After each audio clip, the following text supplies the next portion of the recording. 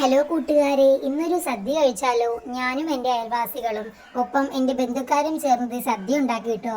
ഉത്സവം പ്രമാണിച്ചാണ് നമ്മൾ ഈ സദ്യയും കാര്യങ്ങളെല്ലാം ഉണ്ടാക്കിയിട്ടുണ്ടായിരുന്നത്. ഒരുപാട് കറികളൊക്കെ ഉണ്ടാക്കി നടു ഒടിഞ്ഞു കേട്ടോ.